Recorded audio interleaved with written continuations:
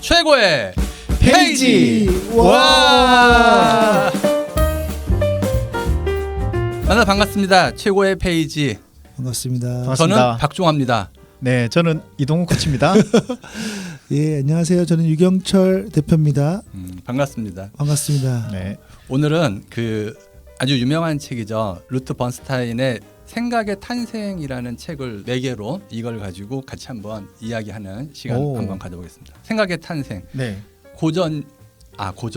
옛날 책이죠. 옛날 책. 시간이 좀 된 것 같아요. 생각의 탄생. 옛날에 사람들이 굉장하게 인기 있었던 책인 것 같습니다. 기억나십니까? 네, 인기 있었다는 생각은 기억나요. 유명한 책이라는 걸 알고 있어요. 사실 제가 생각의 탄생을 선정한 이유는 이 책을 좀 다시 한번 보고 싶어서였었는데, 생각의 탄생은 창조적인 사고를 13가지 도구로 소개하고 있습니다. 13가지 도구는 관찰, 형상화, 추상화, 패턴 인식, 패턴 형성, 유추, 몸으로 생각하기, 감정이입, 차원적 사고, 모형 만들기, 놀이, 변형, 통합, 이렇게 13가지의 키워드로 생각 기술을 뭔가 소개하고 있는 그러한 책입니다. 최근에 생각 기술이라는 제목으로 자기계발서를 하나, 원고를 썼었어요. 원고를 하나 썼는데 이 책을 출간을 하려고 딱 마음 먹었다가 네. 출판사를 못 잡겠어요.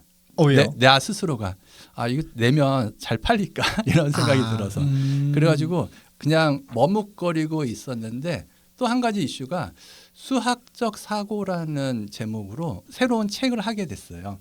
풀무원 재단이라는 데에서 후원을 해가지고 제가 저희 아내랑 초등학교 엄마 아빠들이, 학부모들이 아이들한테 수학적인 사고를 들려줄 수 있는 내용의 책을 구성을 해달라 그래서 그 책을 실제로 원고가 끝났고 지금 편집에 들어갔습니다.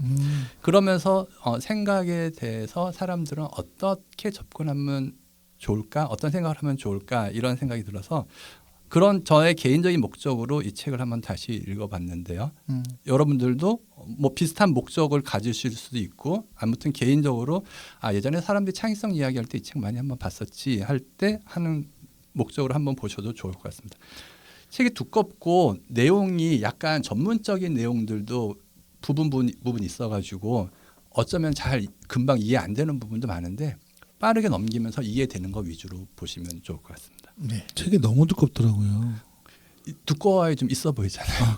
그런가요? 네. 읽기가 쉽지는 않은 것 같아요. 그래서 이 책을 사실은 굳이 읽는 것보다도 이 책에서 이야기하는 것을 소재로 한번 우리가 질문을 몇 가지 같이 나눠보면 좋을 것 같습니다. 네.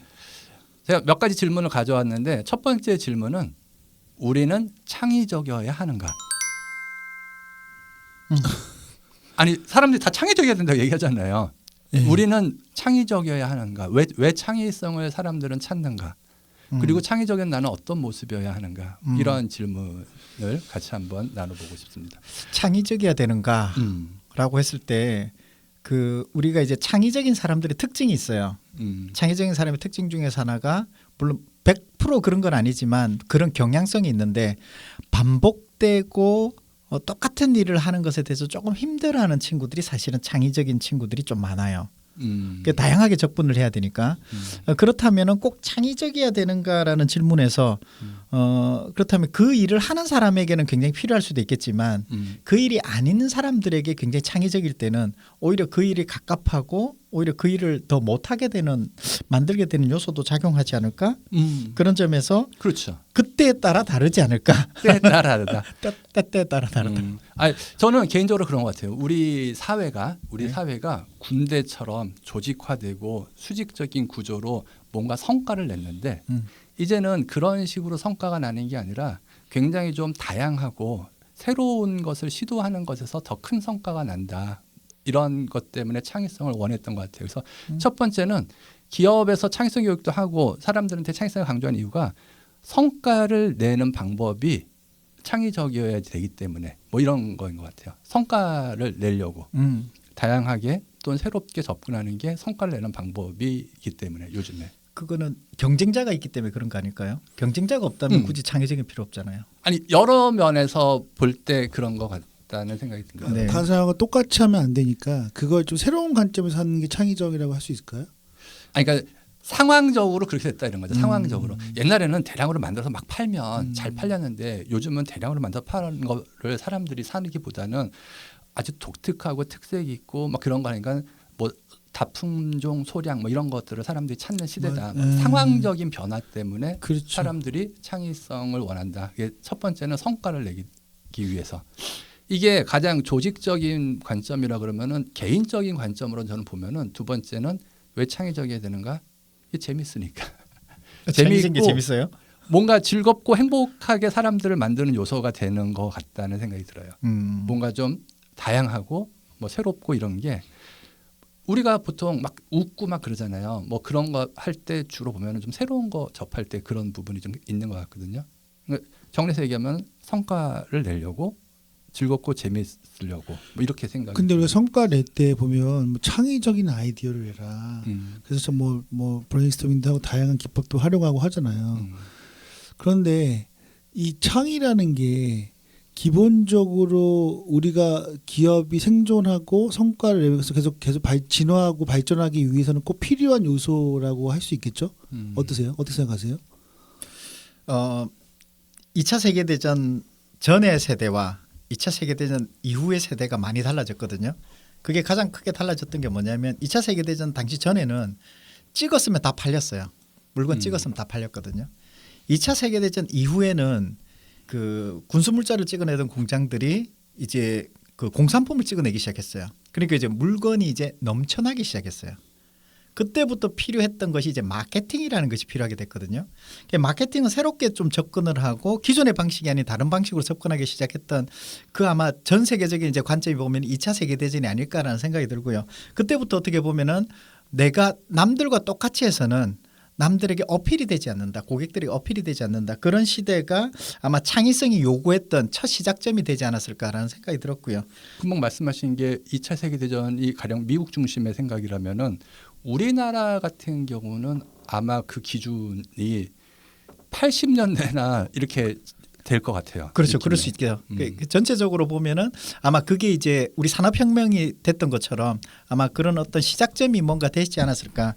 그런 관점에서 우리가 창의성이 요구되지 않았을까라는 생각이 들어요.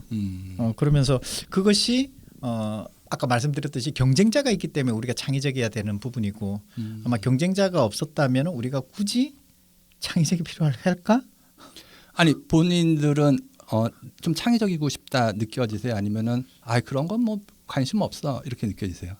창의적이면 좋죠. 뭐가 좋아요? 새롭다고 느껴지니까. 그러니까 그게 뭐가 좋냐고 새로운 게. 저는 성향적으로 좀 기존에 답습하는 것보다는 새로운 게 좋거든요. 그러니까 저는 그게 재미있으니까 좋을 것 같아요. 그렇죠? 재미? 다른 사람이 좋게 봐서. 아니 다른 사람이 좋게 봐서. 역시 소통과 역시 그쪽이다. 아니 생계형인 것 같아 계속.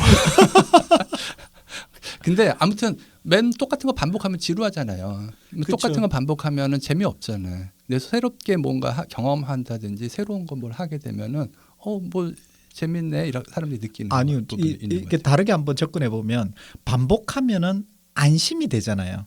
그럴 수 있죠. 똑같은 맞아요. 일을. 예. 그러니까 누구는 안심이 되는 거고 누구는 지겨운 것이고. 이게 경계가 좀 있나 보다 그러면. 그러니까요. 어느 정도 반복했을 때와 너무 많이 심하게 반복됐을 때 이런 거가 있겠네요. 네. 그러니까 우리가 왜 창의적이 되는가 이것도 한번 다들 생각해 보시면 알겠습니다. 좋은 질문인 것 같습니다. 두 번째 질문을 한번 해보면요. 네. 인공지능 시대 아닙니까? AI 네. 시대, 챗 GPT 뭐 이런 거 많이 사람들이 사용하는데 이 시대에 우리는 어떤 생각을 하는 게 중요할까? 어떤 생각을 하는 게 우리한테 필요할까? 차이적 생각? 인공지능 시대라 그러면은 옛날하고 조금 다른 생각을 할 필요가 있다라는 생각이 많이 들더라고요. 그러니까 제가 그 2000년대 초반에 가만히 생각해 보면 그 이전에 사람들은 자료를 얻을 때 책 같은 거 도서관에서 책 사가지고 막 놓고 막 많이 보고 막 그랬는데 그 다음 2000년대 넘어가면서부터는 인터넷에다 검색을 많이 했던 것 같거든요. 그리고 2010년 지나가면서 스마트폰 생긴 다음에는 빅데이터가 형성되면서 더더욱이 바로 그냥 핸드폰으로 검색하는 시대를 우리가 경험한 것 같아요. 그러니까 멋모르고 살았지만 사람들의 뭔가 방법이나 생각하는 거는 바뀌었던 거죠.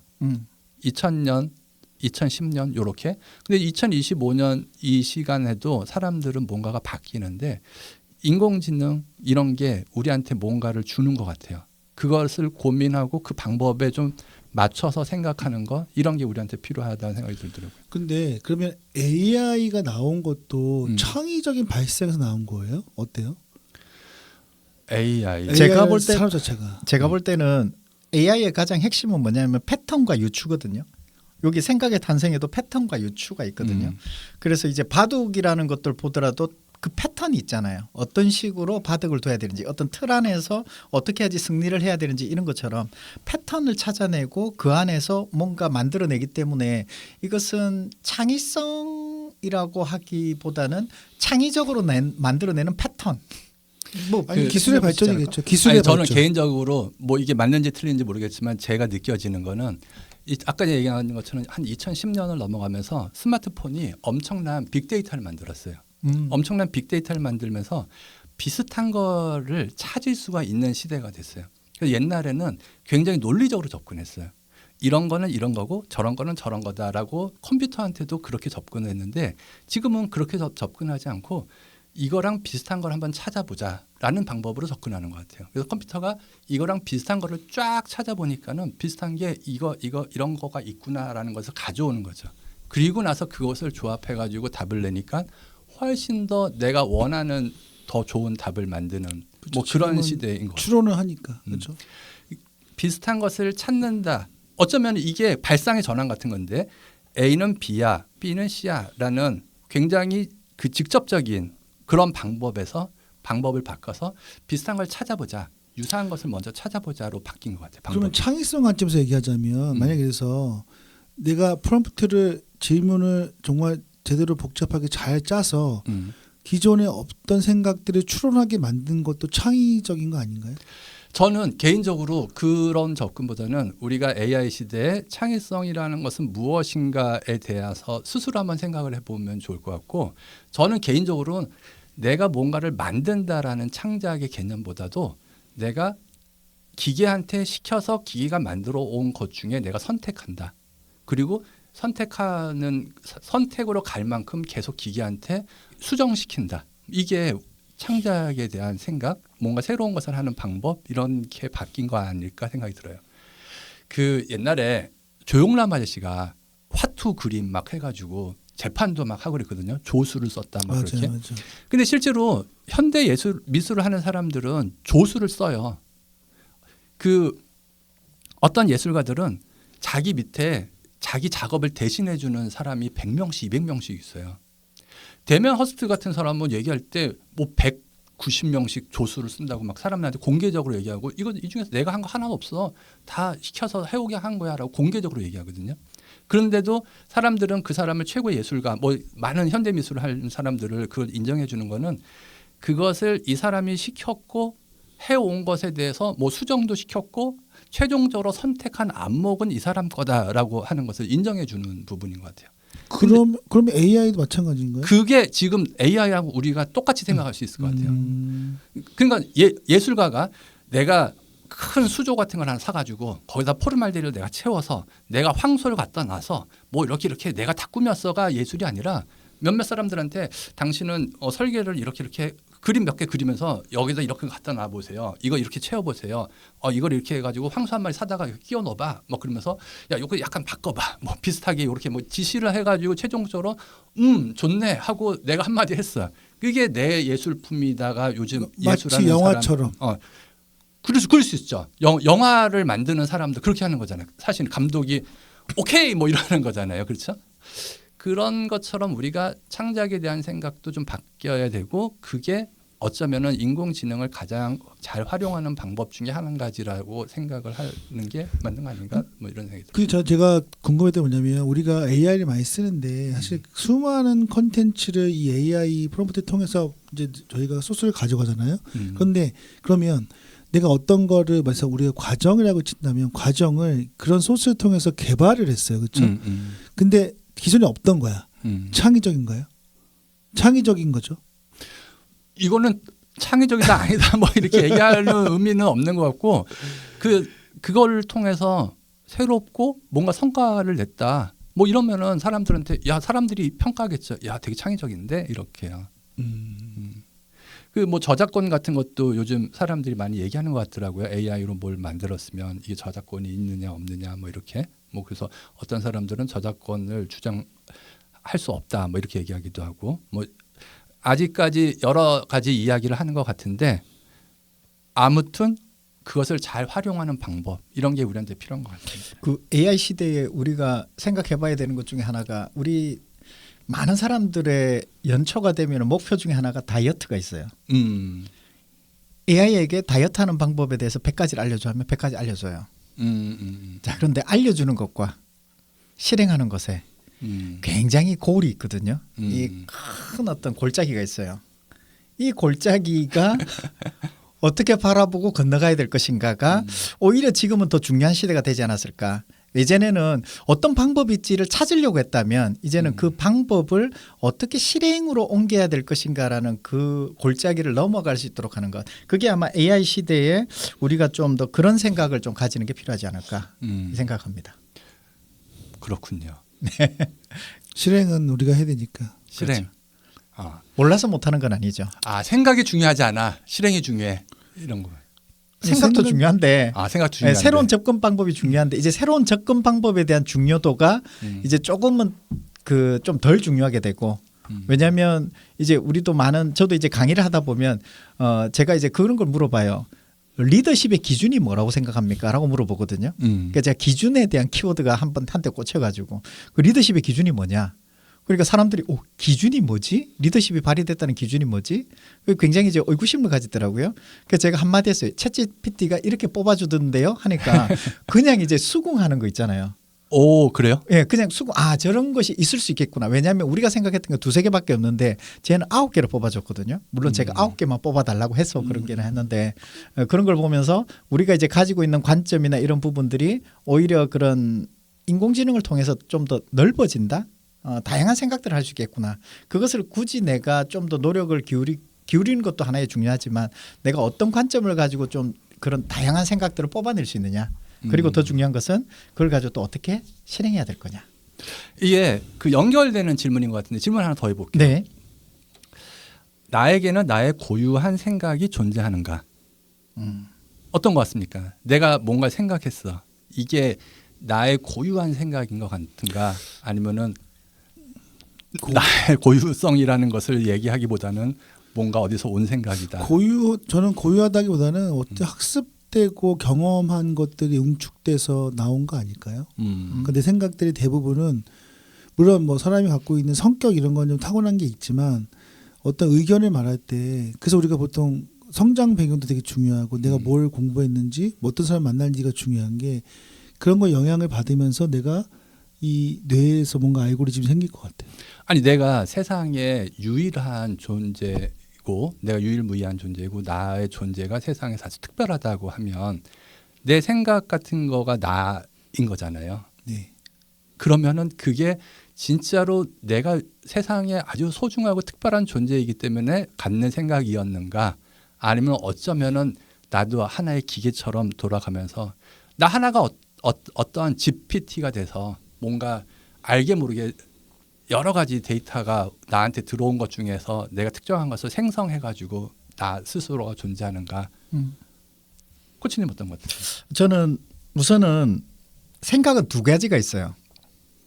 생각은 2가지가 있어. 뭔가 전문적인 것 같아요. 오, 생각은 2가지가 있어. 2가지가 있는데 첫 번째 생각은 뭐냐면 그냥 떠오르는 생각. 이건 내가 뭔가 추론하거나 어떤 생각이나 이성이 가미되지 않은 그냥 떠오르는 생각이 있고 두 번째 생각은 그 생각을 통해서 좀 더 다른 생각을 덧붙인다든지 아니면 어떤 외부 정보를 통해서 내가 가공한 생각이 있을 것 같아요. 그 2가지 생각을 본다면 첫 번째 떠오르는 생각은 내 생각일까? 두 번째 가공해서 나온 그 결과물에 대한 생각은 내 생각일까? 이렇게 따져보면 그러면 역사 이래로 지금까지 흘러왔던 수많은 사람들은 나와 같은 생각을 가진 사람이 있었을까? 이렇게 한번 생각해 본다면 분명히 100% 맞는 사람은 없겠지만 저 사람의 생각들이 이제 뭔가 교집합들은 좀 있지 않았을까라는 생각이 들었고요. 그러면서 아마 그런 생각은 했을 것 같아요. 이 생각은 나의 고유한 생각이라고 생각하지 않았을까? 네, 저는 그 정도. 그게 맞는 것 같아요. 나의 고유한 생각이다. 나의 고유하다고 생각하는 것을 생각하는 것. 어려운 얘기. 그러니까 뭐 고유하다기보다는 나는 고유할 거라고 다 고유하다고 생각하는 거죠.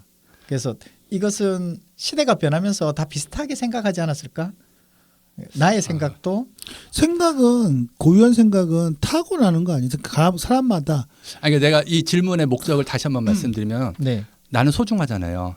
나 개인은 특별하잖아요. 네. 나 개인이 특별한데 나 개인이 특별한 거는 내 생각이 특별하고 나 혼자만이 갖고 있는 생각에 기반 두는 부분도 많잖아요. 네. 내 생각 그러한 나의 생각이라는 거가 내가 고유하게 해내는 건지 아니면 내가 알게 모르게 나도 하나의 GPT여서 경험하고 나한테 들어온 것들이 알게 모르게 섞이면서 어떤 생성작용을 해가지고 만들어진 건지. 근데 이게 답이 있나요? 모르죠 나도. 아 그래요? 아니 알고 계시고 얘기하는 것 같아서. 아니 나도 잘 모르는데 뭐 특별하게 뭐 주장이 있는 건 아닌데 네. 요즘에 책에 나와 있는 거 아니에요? 책에 있는 내용하고 좀 다른데 책에서는 뭐 이런 생각들을 잘 활용하자 이런 건데 요즘에 챗GPT가 인기 있고 인공지능들을 여러 가지 또 많이 쓰고 하니까 우리 인간이 소중한 존재인가? 특별한 존재인가 이런 질문이 돼가지고 같이 한번 나눠보고 싶었어요. 예전에 박문호 박사님의 그 강의를 들었던 적이 있는데 그분이 그런 얘기를 하더라고요. 우리가 이렇게 인식작용하고 이런 것은 지구에서 태어났기 때문에 가능한 거다. 지구의 환경이나 이런 부분들이 우리 뇌를 만들어내는 데 있어서 이렇게 이제 형성되게 만들어졌다는 거죠. 만약 이것이 전혀 압력과 환경이 다른 곳에 다른 외계에서 태어났다면 뇌 구조도 달라졌을 것이고 어떻게 보면 형태가 달라졌겠죠. 그런 관점에서 본다면 우리가 이런 형태에 가지고 있는 뇌의 형태를 가지고 있는 이런 우리 인류라는 존재가 그 안에 하드웨어가 비슷하게 생겼는데 소프트웨어가 얼마나 달라졌을까라고 한다면 그 범주의 어떤 그 범위는 있겠지만 그 범위 안에서 대부분 생각하지 않았을까? 저는 그렇게 생각합니다. 네. 어려운 질문을 뒤로 하고 그 다음 질문 해주시죠. 다음 질문 한번 보겠습니다. 우리가 생각이 있는데 몸이 있고 마음이 있잖아요. 네. 이런 몸과 마음의 상태 이런 것들이 우리의 생각을 많이 좌우하는가? 얼만큼 좌우하는 것 같으세요? 오늘 질문들이 참 그렇죠. 이거 굉장히 많이 좌우해요. 굉장히 많이 좌우하는 것 같아요. 굉장히 많이 좌우하는데 제 와이프가 몸이 안 좋다 보니까 이제 뭐죠 이제 그렇지. 이게 갱년기가 딱 들어가는 순간 맞아. 이게 모든 게 만사가 귀찮고요. 그러니까 몸이 안 좋으면 그렇지. 예, 우리 그런 거 있잖아요. 내일 아침에 뭘 해야지라고 하는 그 계획도 전부 다 어그러져요. 예, 그런 것처럼 이 몸과 우선은 몸과 마음은 이제 함께 비슷하게 간다라고 생각하는데 몸이 굉장히 영향을 많이 준다. 영향을 많이 주는데 그러면 몸과 마음이 약간 좀 안 좋은 상태에서 네. 사람은 조금 더 똑똑해지는 것 같으세요? 좀 더 멍청해지는 것 같으세요? 이 질문이 좀 어눌한 질문인가요? 네, 좀 더 창의적인 생각을 하는 것 같으세요? 아니면은 그렇지 못한 것 같으세요? 언제요? 그러니까 기분이 나쁠 때, 기분 나빠. 몸이 좀 괴로워. 이럴 때 조금 더 남과 예전과 좀 다른 새로운 시각, 다양한 시각 이런 걸 갖는 것 같으세요? 아니면은 그렇지 않은 것 같으세요? 저는 아닌 것 같아요. 왜냐하면 기분이 나쁘거나 컨디션이 안 좋으면 일단 거기에 너무 집중이 돼서 다른 거에 관심을 주의를 못 기울이는 것 같아요. 그래서 그 기분 나쁜 거와 그 감정에만 몰입하게 되고 그래서 더 기분은 안 좋아지고 다운되고 그래서 슬퍼지죠. 저는 그런 것 같아요. 그러니까 이게 창의적이냐 아니냐라는 걸 떠나서 어떤 그쪽 분야의 고민을 더 많이 하는 것 같아요. 예를 들어서 잠을 못 잤다면 어떻게 잠을 더 잘 잘 수 있을까? 이제 그것이 과연 창의적이냐 이러면 창의적일 수도 있잖아요.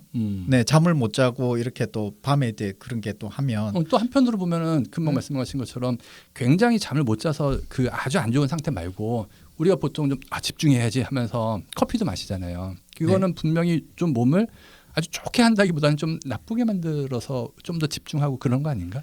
커피 마시면 몸이 나빠져요? 잘 모르겠습니다. 커피 좋아하는 사람이 싫어할 것 같은데. 그러니까요. 알겠습니다. 아무튼 몸과 마음이 편해야지 뭐 생산성이 높아지고 좋은 맞죠. 생각을 맞아요. 하고 창의적인 생각도 하는 건 그 맞는 얘기를 것 같습니다. 있잖아요. 전두엽이 활성화되려면 전두엽이 활성화되려면 이제 우리가 심리적 안정감을 조직에서 많이 얘기하잖아요. 그래서 변형계라는 것이 이제 감정을 좌우하는 부분이 편안한 상태여야지만이 전두엽이 이렇게 활성화되는 것처럼 아마 우리도 그런 어떤 건강도 있겠지만 주변의 어떤 환경들 그리고 관계에서 오는 어떤 그런 분위기들 이런 부분들도 많이 영향을 주지 않을까 저는 생각합니다. 질문 하나만 더 하고 마무리하겠습니다. 시간이 이만큼 됐기 때문에 하나만 더 하고 마무리할게요. 우리는 어떤 생각을 하며 살아야 할까요? 질문이 좀 그런가? 질문이 아니 괜찮아요. 아니 이것에 적이야. 그렇지만 뭐 대답할 수 있어요. 그러니까 긍정적인 생각. 저렇게 좋은 생각. 생계형으로 정해진 답이 있잖아. 생계형으로 정해진 답. 아니에요, 진짜 진실. 이게 우리가 봐야 되는 게 야한 생각. 자, 이게 우리가 생각을 하며 살아야 될까라고 했을 때 생각을 하면 뭐가 좋을까? 한번 떠올려 봐야 되는데 괴로운 생각을 하게 되면 괴로운 생각 속에서 머무르게 되면 우리를 괴롭게 하잖아요. 그렇다면은 그럼 좋은 생각을 해야 된다. 사실은 좋은 생각과 괴로운 생각은 같은 거예요. 무슨 얘기냐면 내가 좋은 생각만 하고 나쁜 생각하지 말아야지 하잖아요. 이게 생각하는 것이 습관이 되기 때문에 그 습관이 좋은 생각이냐 나쁜 생각이냐가 따지지 않고 습관화가 돼버리기 때문에 나쁜 생각이면 나쁜 생각에 머물러요 자꾸. 그럼 저는 그냥 평상시 생각을 할 때 좋은 생각보다는 좀 불안한 생각을 더 많이 하거든요. 그러니까 안 좋은 생각이죠. 그게 미래를 대비하려고 그렇게 하는 거죠. 맞아요. 그렇죠. 그 미래를 보통 바라는데, 그러니까 뭐 과거에 못한 거 그런 것보다는 미래를 보면서 좀 뭔가 부정적이거나 안 좋은 생각들이 많이 걱정이 일어나요. 이거는 그러면 나쁜 습관인가요? 그래서 그런가요? 그건 나쁜 습관이기보다는 이제 어떻게 보면 나를 위한 보호하기 거잖아요. 위한 건가요? 네, 나를 보호하는 방어적으로. 네. 근데 보통 이제 그런 불안한 생각들은 언제 오느냐? 저도 이제 다시 돌아보니까 하루 종일 생각만 하고 있을 때. 생각만 하고 있을 때. 뭔가 행동을 옮기고 뭔가 진척되는 뭔가를 하고 있을 때는 불안이 덜한데 그러지 않고 앉아서 뭔가 자꾸 생각을 할 때는 불안이 더 오는 것 같더라고요. 그럼 누워 있거나 아무것도 안 하고 있는 그 아니 상태? 뭔가 예를 들어서 그런 거죠. 내가 미래에 불안하다 하면은 내가 뭔가 미래를 위해서 뭔가 글을 쓴다든지 내가 이런 생각들을 해서 뭔가 만들어 봐야지 하고 뭔가 그렇게 지속하고 있을 때는 아니, 그래도 불안해요. 하고 있어도. 예, 아니 그 제 얘기니까 사람마다 다른 거니까. 그러니까 미래에 뭔가 미래를 뭔가 대비하는 걸 하고 있는데도 불안해. 네. 뭘 대비하고 있어요? 불안장애인가? 하기는 예전에 이건 회장님도 뭐 늘 불안했죠. 늘 불안하다고 잠이 안 온다고. 그 생각해 보면 그렇게 뭐 재산이 많은 사람도 불안하고 뭐 재벌도 불안할 수 있겠죠. 연예인도 그렇잖아요. 네. 그냥 그거는 생각인 거 아니에요? 그러니까 우리가 뭐 돈이 많고 명예가 있고의 문제가 아니라 사람의 그냥 특성인가요? 사람의 성향에 따라서 그 어때요? 욕구 중에서 생존의 욕구가 있어요. 생존의 욕구는 안정되는 것을 원하거든요. 그래서 끊임없이 안정되는 환경을 만들려면 불안한 걸 제거해야 돼요. 그럼 다른 말로 하면 불안을 많이 생각하겠죠. 불안을 제거해야 불안을 된다는 생각하는 것 제거해야지 자체가 안정적이니까. 불안을 많이 생각하게 해. 불안 제거하는데 어떻게 불안이 많이 생각해요? 불안을 이걸 그러니까 그게 내가 빨간 코끼리를 생각하지 말라는 거랑 그렇죠. 똑같네. 빨간 코끼리를 생각하지 마. 그럼 자꾸 빨간 코끼리 생각하게 되는 것처럼. 내가 안정적이면 이 안정적인 걸 계속 유지하려면 네. 지금 내가 지금 뭔가 있어야 되잖아요.